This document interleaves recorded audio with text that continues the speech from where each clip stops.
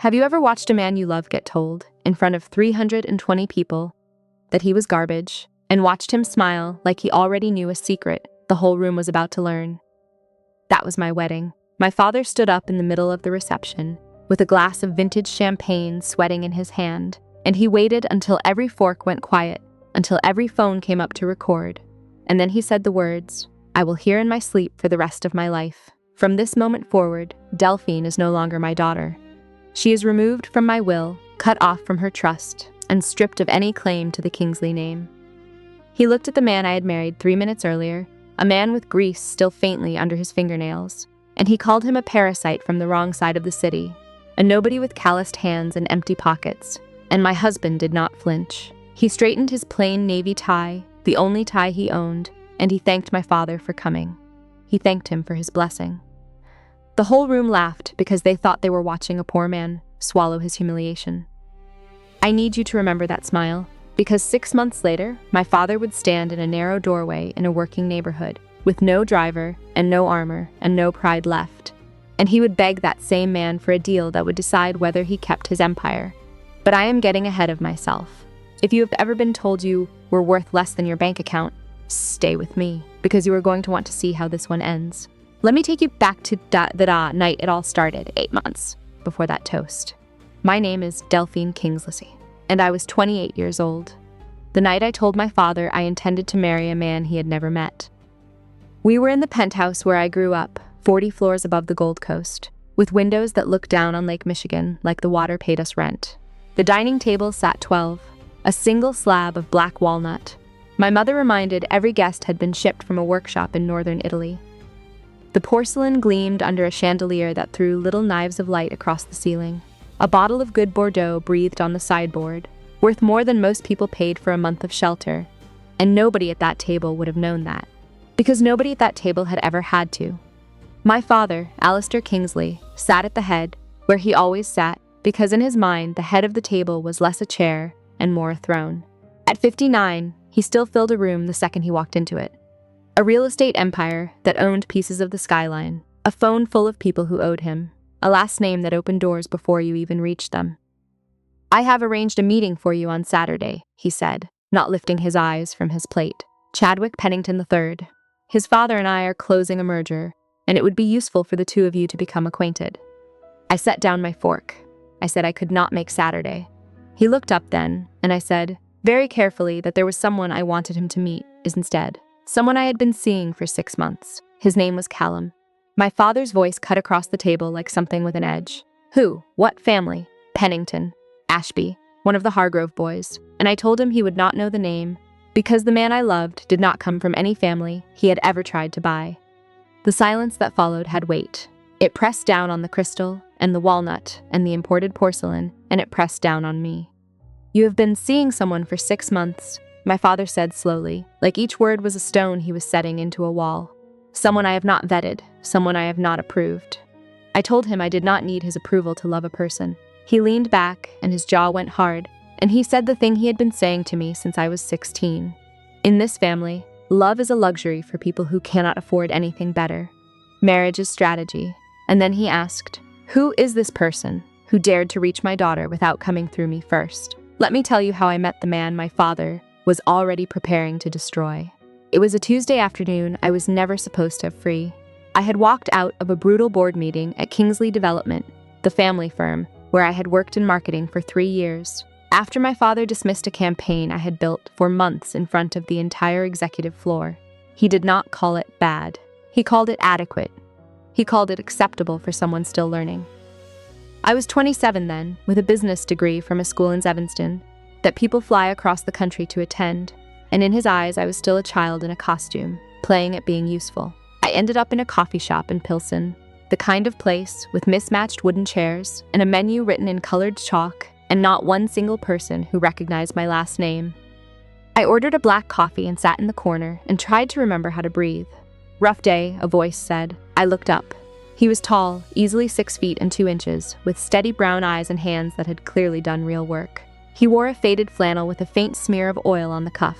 His smile was warm and unpolished, and completely without calculation, which was so foreign to me that at first I did not know what I was looking at. that obvious?" I asked. He said I had been stirring the same coffee for 10 minutes without drinking any of it. Then he sat down across from me, uninvited, and somehow I did not mind. We talked for 3 hours. He told me he ran a small auto shop across town, a place called Vega's Auto Works, where he fixed engines with his own 2 hands. He asked about my day and my ideas, and the things I wanted before I died. Not once did he ask what my father did or what my last name could do for him. When he walked me to the train, he said something no one had ever said to me in 27 years. "I do not care what your last name is. I just want to know what makes you laugh." His name was Callum Vega. He was 33, and he was hiding something so large that when I finally learned it, I had to sit down. But back then, the only thing I noticed was small. He always paid in cash, thick folds of bills from a worn leather wallet. He refused to go anywhere expensive, always steering us toward diners and corner places where the food was honest and nobody performed. I told myself he was just careful with money. I told myself a lot of comfortable things in those months, because the truth was standing right in front of me, and I was not ready to see it. My father did not wait long. 3 days after I said Callum's name out loud, I was summoned to his office on the 40th floor of Kingsley Development, the corner suite, with a canvas on the wall worth more than $8 million and a view built entirely to make visitors feel small. It usually worked. A plain folder sat squared in the center of his desk. "Callum Vega," my father read aloud, turning pages like he was reading a menu. 33 years old, owns a 1-bedroom apartment, assessed under $300,000. Operates a small repair shop, estimated annual revenue under $200,000. No significant assets, no family of note, no investments beyond a basic retirement account. He closed the folder and looked at me with something halfway between pity and disgust. "This is who you have chosen, a grease monkey." "He is a good man," I said. My father told me good men do not build empires. Good men get swallowed by them. Then he walked to the window and told me he had hired the best investigator in the city to dig into Callum Vega. And do I know what the man found? Nothing. No debts, no scandals, no skeletons. Just nothing. A completely unremarkable man. "Maybe that is exactly what I want," I said. "You are a Kingsley," he answered, turning, his eyes gone to ice. "You do not get to be unremarkable." I told him Callum did not want anything from me. Not the money, not the name, none of it. And my father laughed, a short, bitter sound, and he told me everyone wants something, that the only question worth asking is when they finally show you what. Then he slid the folder across the desk toward me and told me to end it before I embarrassed the family any further. I left the folder where it lay and walked out without another word. His investigator had found nothing suspicious for one simple reason. Callum had been careful, very, very careful, and I had no idea yet just how careful or why. Callum proposed on a Sunday morning in his apartment, small and spotless and full of light through windows he had washed himself. He made me pancakes, burned a little at the edges, and slid a small velvet box across the counter. Inside was a ring, simple and clean, a single diamond on a gold band that caught the morning light like a chip of a star. "I know I am not what your family pictured," he said quietly. "I cannot give you penthouses or private planes, but I can give you this. I will never try to control you. I will never make you feel small, and I will spend every day of my life trying to be the reason you laugh." I said yes before he finished the sentence. That night, I called my mother. 2 months, I told her. "We are getting married in 2 months, and I wanted you to hear it from me first." The silence went on so long I thought the call had dropped. Then she said, "You are killing me, Delphine."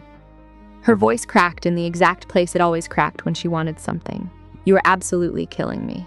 Do you have any idea what this will do to your father? To our name?" I told her I was marrying a man I loved. "Love," she repeated, like the words was something rotten she needed to spit out. "You think love pays for your life. You think love holds your place in this city." My brother Reese texted an hour later, "Heard you are marrying some broke mechanic. Bold move, sis. Cannot wait to watch you slum it." I did not answer him. My father's call came last, and his voice was cold in a way that was almost calm. "You want a wedding," he said. "Fine, I will give you a wedding." Then he paused and he said, "One you will remember for the rest of your life." I should have heard the blade in that sentence, but I was too happy to notice the knife being sharpened behind his back. The first cut came at the bridal salon. I had booked an appointment to try on gowns, nothing extravagant by Kingsley standards, just a clean ivory dress I had quietly loved for a year. The consultant, a woman who had served my mother for a decade, met me with a smile that was already apologizing. "There seems to be a problem with your account," she said. My first card declined. Then the backup. Then the emergency card my mother had given me when I was 19 for things that could not wait. I called the bank from the floor of the fitting room, sitting in a slip, surrounded by silk I could suddenly no longer afford. "I am sorry," the woman on the phone said, "but your accounts have been deactivated. The primary holder removed you as an authorized user yesterday." The primary holder, my father. I sat there staring at my phone while the truth settled over me like a sheet over furniture in a house nobody lives in anymore. He had not just threatened me, he had opened a siege. Callum found me an hour later, still on that floor. I had texted him through tears I refused to let fall where anyone could see them. "Let me help," he said, reaching for his wallet. "No," I said, and pride made it sharper than I meant. "I need to figure this out myself." But he pulled out the cash anyway, hundreds bound with a plain rubber band, at least $2,500, far more than any mechanic should be carrying around like loose change. "I want to," he said simply. "Let me." I looked at that stack of bills, too thick, too easy, and something flickered at the back of my mind, a small wrong note in a song, but I was drowning, and you do not study the water when you are drowning. For the first time in 28 years, I stood in a store I could not pay for, and I understood something that terrified me. Without my father's money, I did not know who I was. I was about to find out, and so was he. The social collapse was fast and surgical. Within a week, my phone went silent. Friends I had known since I was a girl suddenly had conflicts, cancellations, plans that no longer had room for me. Then came the texts, always cowardly, always dressed up as affection. "So sorry, but my mother says we should not be seen together right now. You understand how business is. Hey, this is awkward, but my father does a lot of deals with your father, and I cannot risk our family over yours. Good luck, though." 28 years of friendship, and every single one turned out to have a price tag, and I had just dropped below it. At Kingsley Development, where I had worked for 3 years, colleagues stopped meeting my eyes. The whispers followed me down every hallway. The office I had earned was suddenly needed for restructuring. Then the email came on a Friday afternoon. My position was being evaluated. I was asked to refrain from any client-facing work until further notice. They did not fire me. They simply made sure I understood that I was worthless. Through all of it, one person kept reaching out, a woman I did not know, an attorney named Adeze Okonkwo. She had, her message said, handled matters for my grandmother before my grandmother passed 2 years earlier. "There is something regarding your grandmother's estate that requires your attention," the voicemail said. "Please call at your earliest convenience." I saved it. I did not call back. I was too busy going under to notice the rope somebody was throwing me. That night I saw a photo online. My brother Rees at a rooftop party with all my former friends, champagne raised, the skyline behind them. My mother had commented under it, "So proud of my son. Family is everything." The message could not have been clearer. I was no longer family. Callum found us an apartment in a Logan Square Greystone, a bright 2-bedroom with hardwood floors that complained when you walked on them, and a tiny back balcony that looked down on a shared garden. It was nothing like the penthouse. No doorman, no marble, no lake. "It is not much," he said, watching my face as I walked through the empty rooms. "But it is ours, nobody else's." I started to cry, and not from disappointment, from relief. Here, my father's shadow could not reach me. Here, I could breathe. Callum held me while I cried out years of pressure I had not known I was carrying. He did not promise to fix everything. He did not promise to rescue me. He just stayed, and staying turned out to be its own kind of rescue. I spent the next weeks sending my resume to every marketing firm in the city. The rejections came back fast, too fast, and everywhere I applied, somehow already knew about the Kingsley situation. Doors shut before I could even knock. "I have to do this myself," I told Callum over takeout at our secondhand table. He nodded. No," he said. "I am here if you need me." That night, I woke at 2 a.m. to his side of the bed gone cold. Through the cracked bedroom door, I saw him in the living room, phone against his ear, speaking in a low and urgent voice I did not recognize. "The quarterly projections need adjusting before the board meets," he was saying. "No, do not route it to Williams. I will run the technical review myself." I must have made a sound, because he turned, saw me, and quickly said he would call back. "Work," he told me with a small smile. "Go back to sleep." I nodded and went back to bed, and then I lay awake for hours wondering when mechanics started holding board meetings at 2 a.m. 1 week before the wedding, my father came to our door. I had not seen him since I walked out of his office. Now he stood in the hallway of our Greystone, in a suit that cost more than our rent for a year, looking at our small living room like it might leave a stain on him. "I am here to make you an offer," he said, skipping any greeting. Callum stood beside me, silent, watchful. My father produced a checkbook. $6 million, he said. Cancel the wedding. Come home. We will pretend this little rebellion never happened. I stared at the blank check in his hand. $6 million. More than I could earn in a lifetime on my own. Enough to disappear anywhere on earth and start over clean. No, I said. 12, he answered, pen hovering. Final offer. I told him I was not for sale. His face twisted into something ugly. Then you are a fool, he said. And when this marriage fails, and it will, do not come crawling back. You will have nothing. No inheritance, no trust, no shares, no name to hide behind. He stepped closer and dropped his voice to a hiss. You will be nobody. Just like him.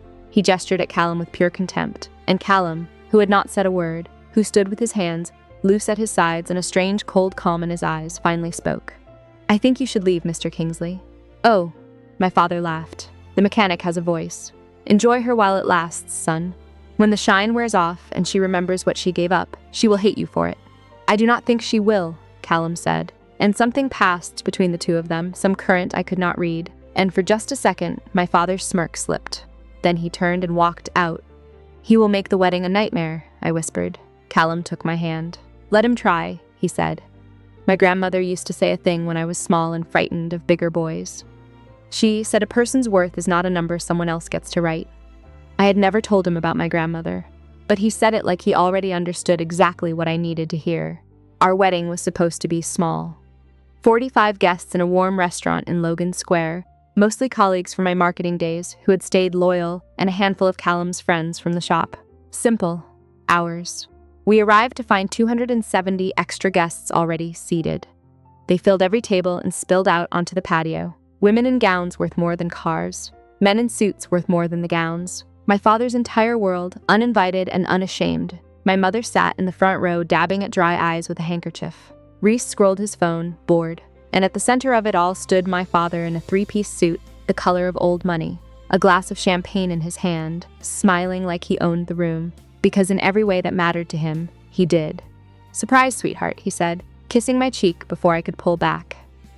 You did not think I would miss my only daughter's wedding. What did you do? I demanded.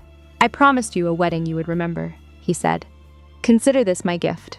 I looked around at the sea of faces, my father's partners, society writers with their phones already up, and I understood exactly what he had done. He had turned our small, honest celebration into a stage, and he intended to be the only performer on it.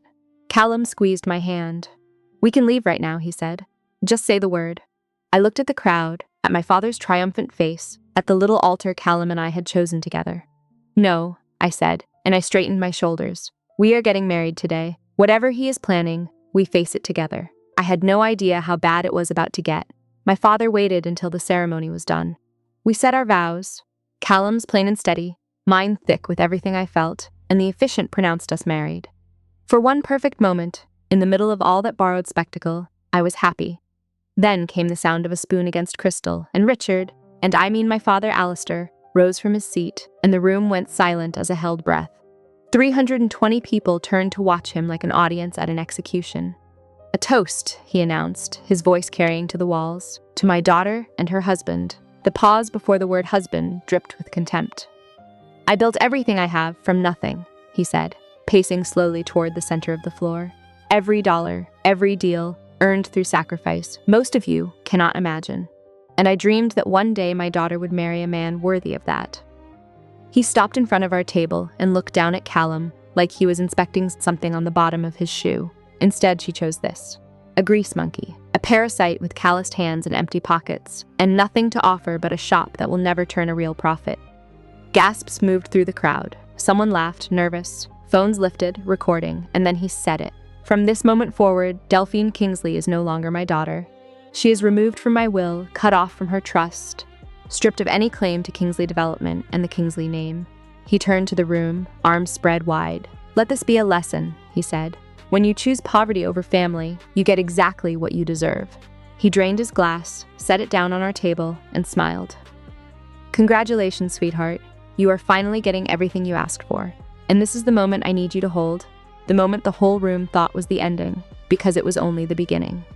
Callum did not flinch. He rose slowly from his chair, straightened his plain navy tie, and faced my father with an expression I had never seen on him before. Calm, controlled, almost amused. "Thank you for coming, Mr. Kingsley," he said, his voice clear and level. "And thank you for your blessing," my father snorted. "Blessing? I just told you that you get nothing." "I heard you," Callum said, and he stepped forward until they were nearly nose to nose. "And I want you to know we do not need it." "You do not need it," my father laughed, harsh and mocking.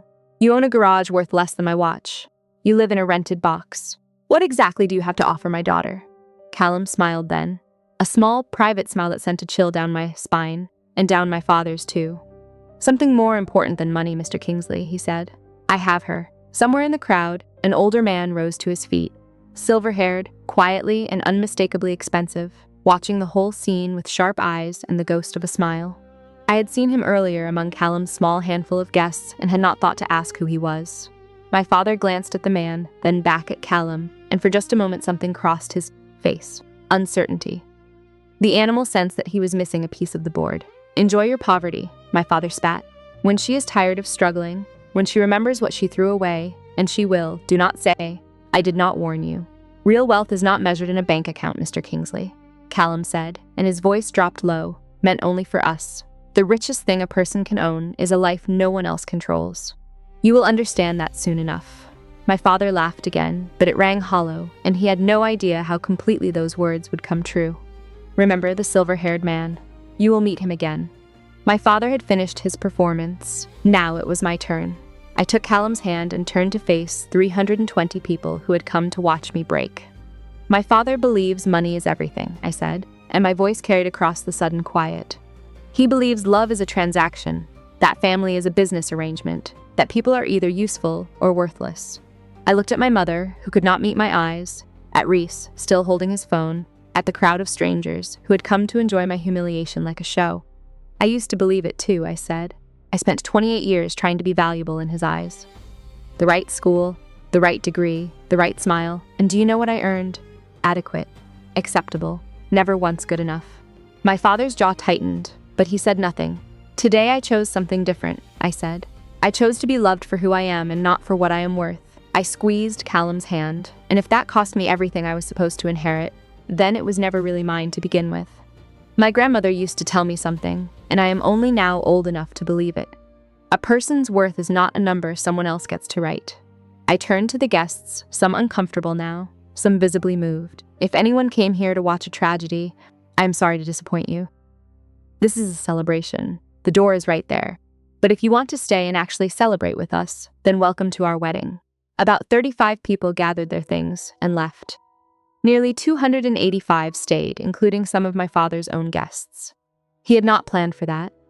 He stormed out with my mother and Reese trailing behind him, and before the door even closed, the air in the room changed, the way it does after a storm finally passes. Someone began to clap, real warm applause, and it spread.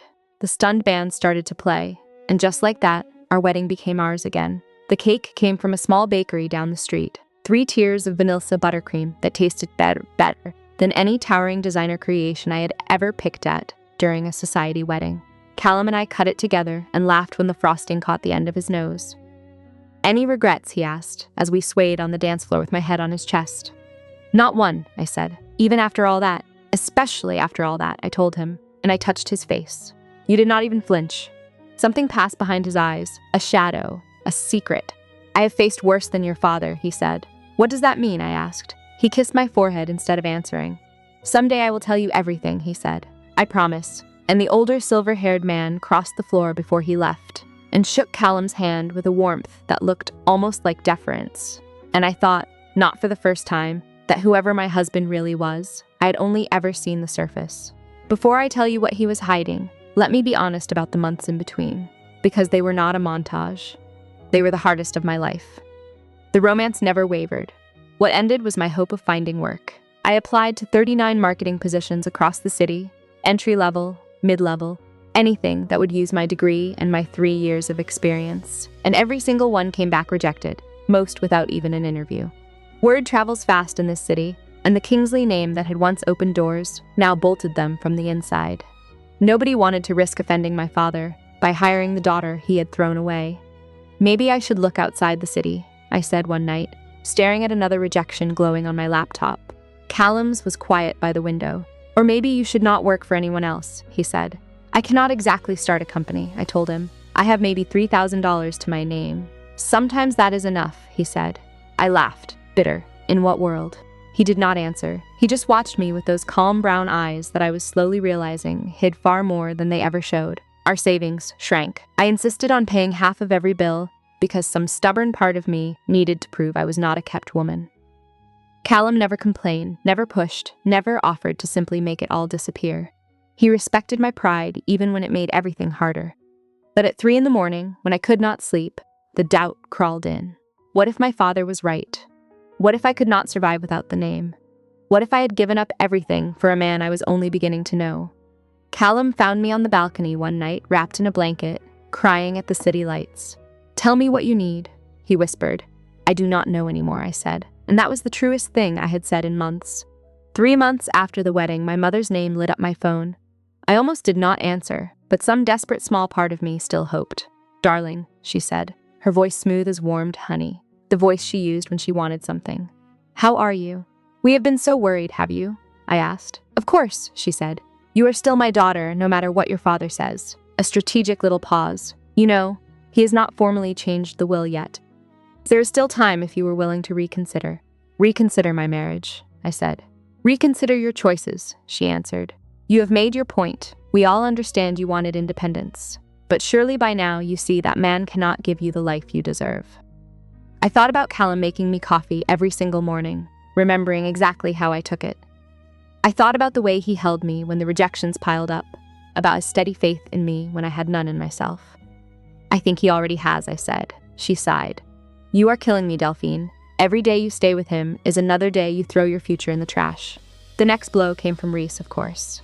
A photo from another rooftop, my old friends, champagne, the skyline. The caption read, "Some people choose love over luxury. Hope they enjoy their freedom." My mother had liked it. Callum came home that evening to find me staring at the screen, tears on my face. He took the phone gently from my hands and read it, and for just a moment his jaw went tight, the first real anger I had ever seen from him. "They will rewrite this story soon enough," he said quietly. "I promise you." "How can you be so sure?" I asked. He kissed my forehead instead of answering. I was getting used to that. 4 months after the wedding, the letter arrived. Heavy cream paper, the Kingsley Development letterhead. A law firm's seal pressed into gold. It informed me, in the cold, flat language of the very rich, that my father had amended his last will, that I had been permanently removed as a beneficiary, that my previous share, 20% of the firm's holdings, an estimated $240 million, had been reallocated, and that the trust established in my name had been dissolved under trustee authority. These changes, it said, were final and irrevocable. $240 million gone with a signature. I sat on our tiny balcony as the sun went down over the rooftops, and I watched the sky turn gold, and then bruised purple, and then black. For 28 years I had been promised that money. I had never wanted it, not really. But knowing it was there had been a net under a wire. I never realized I was walking. Now the net was gone, and I was in free fall. Callum found me hours later, the letter crushed in my fist, my face swollen. "I saw the envelope," he said, sitting down beside me. "I am sorry. I do not care about the money," I laughed, bitter. That is the irony. I never cared about the money. But knowing he could erase me like that, like I never existed at all. Callum was quiet for a long moment. "I have something to tell you," he finally said. "Something I have been waiting for the right time to share." He took my hand. "But not yet. In 3 months, there is an event.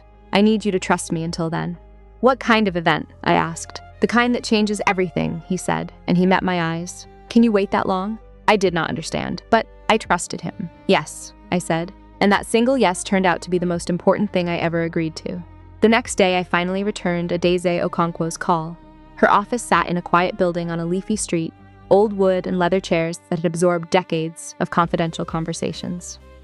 "Thank you for coming, Mrs. Vega," she said, and the way she leaned on my married name felt deliberate, almost tender.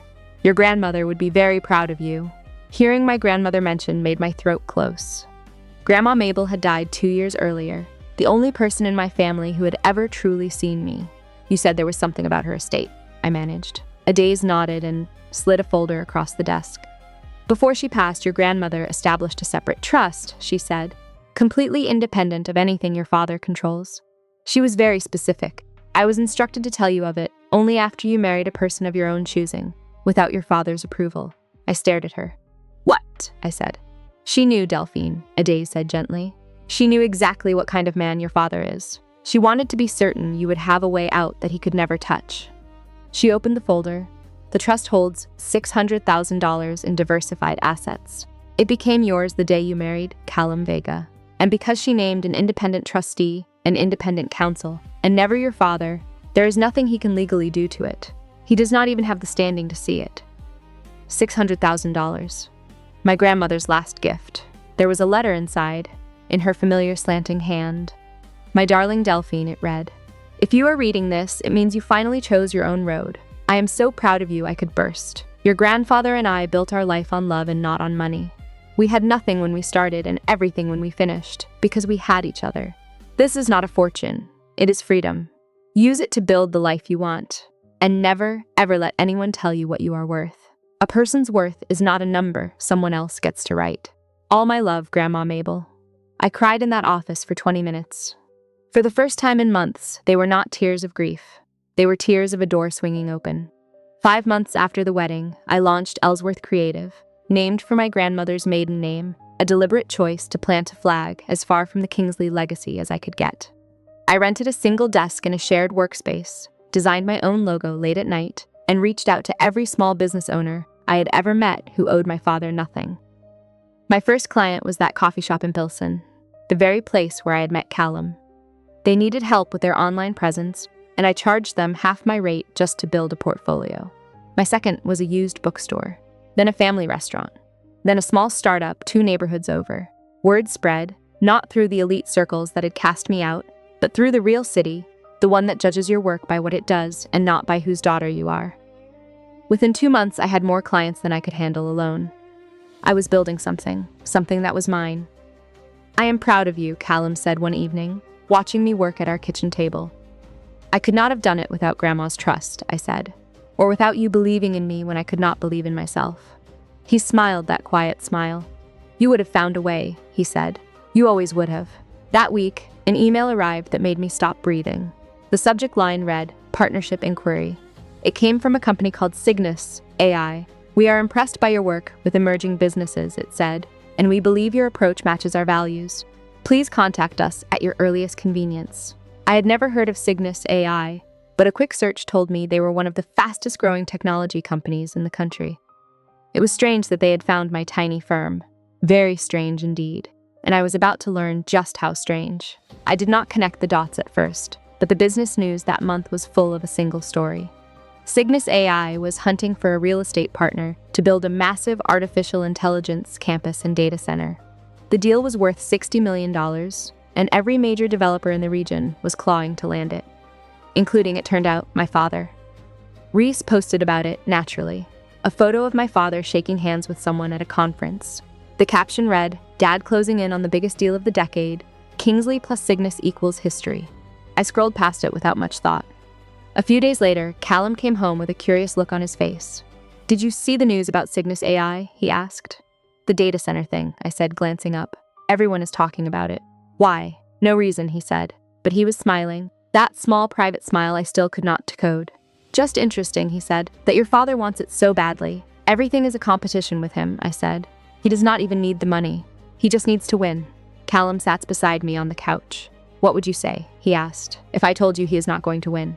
How could you possibly know that, I said. Because I know who runs Cygnus AI, he said. Something cold trickled down my spine. Callum, I said. He took my hand. There is a gala next month, he said, a technology charity event at the Art Institute. Cygnus is the main sponsor, and their founder is making a rare public appearance. Their founder never appears anywhere. Okay, I said slowly. I want you to come with me, he said. Callum, I do not know a soul in that world. He lifted my hand and kissed it. You know me, he said, and the way he said it, like those 3 words carried the whole weight of everything he had not told me, made my heart stumble.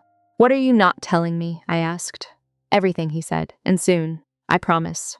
2 weeks before the gala, he sat me down. It was a Sunday morning, pancakes on the stove, the apartment thick with the smell of coffee and syrup, but his face was serious in a way I had almost never seen. I need to tell you something, he said, and I need you to let me finish before you react. My stomach nodded. Okay, I said. The shop is real, he said. I do own Vega's Auto Works. I really do fix cars there when I can. He took a breath. But it is not what I do for a living. It is a hobby, a way to keep myself grounded. Grounded from what? I asked. From the rest of my life, he said, and he met my eyes. I work in technology, Delphine. I am not just a mechanic. I am deeply involved in the industry. I stared at him. What does deeply involved mean? I said. It means I am not poor, he said, not even a little. He ran a hand through his hair, nervous, and I realized I had never once seen him nervous. I hid the truth, he said, because I needed to know that someone could love me for who I am and not for what I have. You are scaring me, I said. Just tell me. Not yet, he said, not completely. I want you to see it for yourself. He pulled a thick envelope from his pocket, elegant calligraphy across the front. This is your invitation, he said. Guest of honor, my guest. I opened it. A heavy cream card, gold at the edges. It invited the bearer to the annual gala of the Technology Charity Foundation. Guest of honor, it read, Callum Vega. My voice came out as barely a whisper. Who are you? I asked. He took my face in his hands, and his eyes were more open and more frightened than I had ever seen them. I am the man who loves you, he said. Everything else is just details. But the details, it turned out, were worth $5 billion. The 2 weeks before the gala felt like living inside a dream I could not wake from. I searched Cygnus AI obsessively. The results were maddeningly vague. The company was famous for its privacy. No photographs of leadership, no public statements. Just a reputation for brilliant work and a founder who refused to be seen. A magazine had run a piece 6 months earlier titled, The Billionaire Nobody Has Ever Met, about a young technologist who had built a $5 billion empire while remaining completely invisible. No name, no face, just speculation. And slowly the pieces slid together. The late-night calls about board meetings, the technical words I had overheard, the casual stacks of cash, the silver-haired man at our wedding who had looked at my husband with something like respect. It had all been in front of me the whole time. I had just been standing too close to see the shape of it. The night before the gala, Callum handed me a dress, midnight blue, elegant, clearly worth more than a month of our rent. I did not ask what it cost. I was beginning to understand that cost had never been the thing standing between us. Are you angry? He asked quietly. That I did not tell you sooner. I looked at this man, my husband, whom I was only now truly meeting. I am not sure what I am, I admitted. You lied to me. I withheld something to protect something, he said. There is a difference. Is there? I asked. He nodded. Tomorrow you will understand all of it, he said, and then you can decide how you feel. Whatever you decide, I will not blame you. I barely slept. In a matter of hours, I would walk back into a world I thought I had escaped, and discover that the man my father had called garbage was something else entirely. The grand hall of the Art Institute had been transformed. Chandeliers hung from the ceiling like frozen bursts of light. 500 of the most powerful people in technology and finance and media moved beneath the great paintings, glasses catching the glow. The women wore couture, the men wore power like a second skin, and everyone was watching us. I walked in on Callum's arm in my midnight blue gown, feeling small against the tide of designer silk, but Callum moved through the room like he had built it, nodding to people who nodded back with a deference I could not explain. Callum, a silver-haired man said, shaking his hand warmly. Looking forward to the announcement. Senator Hargrove, Callum answered. Thank you for coming. My husband knew senators by name. We had barely reached the bar when I saw them. My father, my mother, my brother, standing near the auction displays, working the room with rehearsed smiles. My father's eyes swept the crowd, searching for someone. Then they landed on me. His face ran through a fast sequence of expressions. Confusion, recognition, contempt. He crossed the floor toward us, my mother hurrying to keep up. Delphine, he said, stopping a few feet away, looking at Callum with a predator's smile. What a surprise. I did not realize they let the staff into events like this. Callum said nothing. He just watched him with that unsettling calm. Do not tell me you crashed the party, my father said, glancing around for an audience. Security should really do a better job. A woman with an earpiece appeared at his elbow. The founder of Cygnus AI will be speaking in 15 minutes, she told him. You request a seat at the sponsor table. Yes, yes. He waved her off, still smirking at Callum. I have a very important meeting after the speech. If only he had known who he was about to meet. The lights dimmed. A hush rolled across the hall as enormous screens flickered to life, the Cygnus logo turning slowly, followed by sweeping footage of the company's work. Ladies and gentlemen, the host announced, her voice ringing through the room. Tonight marks a historic moment. For the first time ever, the founder of Cygnus AI will address the public in person. A murmur ran through the crowd. My father leaned forward in his seat, adjusting his tie, and I saw him mouth something to my mother, no doubt strategizing his approach for after the speech. This company has changed our world, the host said. And the mind behind it has, until tonight, remained completely private. Callum squeezed my hand. "Are you ready?" he asked. "For what?" I said. He smiled, not the small private smile, but something brighter, something free. "For everything to change," he said, his host's voice swelled. "Please welcome the founder of Cygnus AI, valued at $5.2 billion, and named one of the most influential people in technology." Callum let go of my hand. Callum Vega. The room erupted. My father's champagne froze halfway to his mouth. My mother's jaw dropped. And Callum, my Callum, the mechanic from the wrong side of the city, the man my father had called a parasite, walked onto that stage like he had been born under those lights. The screens behind him lit with his name, his face, his title. Founder and Chief Executive, Cygnus AI. I looked at my father. The color had drained entirely out of his face. And for the first time in my life, I watched Alistair Kingsley find nothing to say. Callum spoke for 20 minutes. He talked about invention and responsibility, and the future of the work he had built from nothing. He was brilliant and warm and magnetic, in a way I had only ever glimpsed in private. And 500 of the most powerful people in the country hung on every word. I barely heard any of it. I was too busy watching my father sit frozen in his chair, staring at the stage like he was watching the dead walk. My mother kept touching his arm, whispering, but he did not respond. Ress had stopped pretending to be bored and was openly gaping. When Callum finished, the ovation shook the room. Everyone was on their feet, applauding the man my father had spat on. Callum found my eyes in the crowd, and he smiled, just for me. The reception afterward was chaos. Everyone wanted a moment with the founder who had finally stepped into the light. Investors, politicians, media owners, they swarmed him. But Callum had one destination first. He walked directly to where my father still sat, unable, it seemed, to stand. I followed, my heart hammering. "Mr. Kingsley," Callum said, his voice pleasant and professional, "I believe you wanted to discuss a partnership." My father looked up, his mouth opened and closed. "You," he said, the word coming out strangled. "You are the founder of the company I have been chasing for 2 years." Callum produced a business card, simple and undeniable, and held it out. "Callum Vega, Cygnus AI," he said. "Perhaps you have heard of us." My father's hands shook as he took it, and the whole room, I understood later, was quietly doing the math. My husband was worth $5.2 billion. He was richer than my father by more than double. The mechanic was a billionaire. My father recovered faster than I expected. Within seconds, his shock reshaped itself into a deal-maker's smile, the same one he used when closing on people he intended to ruin later. "Callum," he said, rising, extending his hand as though they were old friends. "I had no idea. This is wonderful news. I always told Delphine she had excellent taste. The lie was so brazen, I nearly laughed." Callum did not take his hand. "You told me I was garbage, Mr. Kingsley," he said, his voice still perfectly pleasant. "You called me a parasite, a grease monkey. You said I had nothing to offer your daughter. My father started. You have to understand, I did not know. Whether I fix cars or run companies," Callum said, "I am the same man. The only thing that changed is your estimate of my value."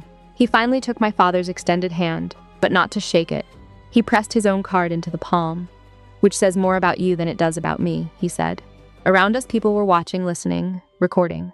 My father's smile strained. "Let us discuss this privately," he said. "The data center deal. Surely we can reach an arrangement that benefits everyone." "I have already made my decision about that," Callum said, and his voice carried just far enough to be heard by the crowd. "Cygnus AI will not be partnering with Kingsley Development." "What?" my father said. "Why?" "Because I do not do business with men who treat their families like assets to be traded," Callum said. He stepped back and slid his arm around my waist. "Your daughter chose love over money. You punished her for it in front of 300 people. I do not reward that." The whispers spread like fire through dry grass. By morning, the story would be on every business page in the country. Alistair Kingsley had just lost the largest deal of his career to his own son-in-law, and I finally understood the shape of the thing my grandmother had known all along. A person's worth is not a number someone else gets to write. My father had spent his whole life writing numbers on people. He had just met the one man he could not price. The fallout was immediate and merciless. By midnight, the video from our wedding, the entire toast, my father calling my husband garbage, was everywhere. Someone had finally posted it, and now it had context, because the man he had humiliated was worth $5.2 billion. The headlines wrote themselves. "Real estate mogul mocks son-in-law at wedding. Turns out he is a tech billionaire. Developer learns costly lesson about judging a book by its cover. The $60 million mistake. How one father's pride cost his company everything." Within a week, two of my father's other partners announced they were reviewing their arrangements. A major investor pulled out of a development, citing concerns about judgment and leadership. Every business forum and society page and corner of the internet was laughing at Alistair Kingsley, but the sweetest twist came from Rhys. My brother, my mocking, champagne-toasting brother, showed up at our door 3 days after the gala. He actually rang the bell like a person raised with manners. "Callum," he said, shifting uncomfortably in our living room. "Look, I wanted to apologize. The posts. The things I said. It was immature, and You wanted to apologize," Callum said calmly. "Or you wanted access." Rhys reddened. "Come on, man," he said. "We are family now. Think of the partnerships we could build. Kingsley and Cygnus together. The same Kingsley that disowned my wife," Callum said, and stood. "The same family that cut her off and mocked her for marrying me." He opened the front door. "You made your choice 6 months ago, Rhys. We are not family. We are just people who happen to share a relative." The door closed. Rhys left. Some people only apologize when they need something, and Callum understood that better than anyone alive. My mother called 3 times before I answered. "Delphine, darling," she said, her voice thick with tears. I could no longer tell were real or manufactured. "You have to understand. I always supported you. I wanted to speak up at the wedding. But your father, you know how he is." "You did not say a single word, Mom," I said. "I was afraid," she said. "You know what he is like when he is angry." "I had to protect myself." "You had to protect yourself," I repeated, and I let it hang in the air. "What about protecting me?" Silence. "I have something," I said quietly. "Something Grandma's lawyer helped me find in the estate files. An email. One you sent to Dad 2 days before my wedding. And here is the part that matters, and the part I want you to sit with. I did not rely on the original, the one buried in a system he controls. I had a copy. A screenshot printed and safe, verified by an independent attorney who has no loyalty to this family." I heard her sharp intake of breath. In it, I said, "You wrote, Alistair is right. She needs to learn. Let her struggle a few months without money. She will come crawling back and marry Chadwick, like she should have." The silence stretched so long I thought she had hung up. "That was taken out of context," she finally said. "Was it?" I said, and my voice was steady now. "You did not defend me, Mom. You helped plan my punishment. You sat there while he humiliated me, and you were part of it the entire time. Delphine." "I am not angry," I said, and I realized as I said it that it was true. "I am just done. If you want to be part of my life, really part of it, you will earn it with actions, not words." "What does that mean?" she asked. "It means I will call you when I am ready," I said. "Please do not call me again until then." I hung up before she could answer. Some boundaries have to be built out of silence. My father came alone. No driver, no entourage, no armor. Just a tired man in wrinkled clothes standing in the narrow doorway of our graystone, with something on his face I had never once seen there, humility. "May I come in?" he asked. I stepped aside. Callum stood by the window, watching, not interfering. My father looked around our modest apartment, the second-hand furniture, the small kitchen, the wedding photos on the wall, and for once he did not appear to be calculating the value of any of it. "I have lost 3 partnerships this week," he said quietly. "The data center deal is dead. The board is discussing whether to remove me as chief executive of the company I built." He laughed, bitter. "It turns out public cruelty has consequences." "I am sorry about your business problems," I said. "No, you are not," he said, "and you should not be." He finally met my eyes. "I was wrong, Delphine. About Callum, about you, about what actually matters." I had waited my whole life to hear those words. Now that they had come, I mostly felt tired. "I do not need your apology, Dad," I said. "Then what do you need?" he asked. And I thought about it, really thought about it. "I need you to understand that I am happy," I said. "Not because my husband turned out to be rich. I was happy before I ever knew. I am happy because I am respected and supported and loved for exactly who I am." I stepped closer. "Can you understand that?" Something shifted in his face. Not full understanding, maybe. Maybe that was too much to ask. But something. "I am trying," he said. "Then try harder," I said, and I put my hand on his arm. "I am willing to have you in my life, Dad. But not as a man who controls me. Not as a man who prices my worth by my husband's accounts, as my father. Just that." He nodded slowly. "I do not know how to do that," he said. "Then learn," I said. It was not forgiveness, but it was a start. 1 year after our wedding, Ellsworth Creative had 15 employees. My little firm had grown into something real, not because of Callum's money or his connections, but because of referrals from clients I had earned one project at a time. We had just signed our biggest contract yet, a year-long campaign for a national company that found us entirely through word of mouth. Callum still went to the shop on weekends. He said it kept him grounded, reminded him who he had been before the billions. Sometimes as I went with him and handed him wrenches and learned the names of the parts inside an engine. My father was still learning too. Our relationship was not healed. It might never be, not fully, but he was trying. He had started seeing a therapist, according to my mother. He had asked me to coffee twice, and both times he had asked about my life instead of talking about his own. Progress, not perfection. That winter we spent the holidays at Callum's mother's house in Oak Park. A cozy old place with a real garden and real laughter bouncing off the walls. No designer anything. No catered anything. Just family. Any regrets? Callum asked, pulling me close as snow came down soft outside the window. I thought about the penthouse I had lost, the trust that vanished, the $240 million I would never see. And then I thought about building something with my own two hands, about being loved for who I am, about the words my grandmother left me. A person's worth is not a number someone else gets to write. Not one, I said. He kissed me, and the snow kept falling. Somewhere across the city, my father was probably still tallying his losses. But I had stopped counting a long time ago. Here is the one thing I understand, now that I did not understand at that dinner table 8 months before my wedding. Real wealth is not the number in an account. It is the quiet you feel when you finally stop performing for people who were never going to clap for you, and you just become yourself. My father tried to tell me what I was worth. My grandmother told me the truth, and I believe her now, all the way down. A person's worth is not a number someone else gets to write. It is not a number anyone can hand you, and it is not a number anyone can ever take back. If this story reached something in you, take that line with you when you go and give it to someone who needs it tonight.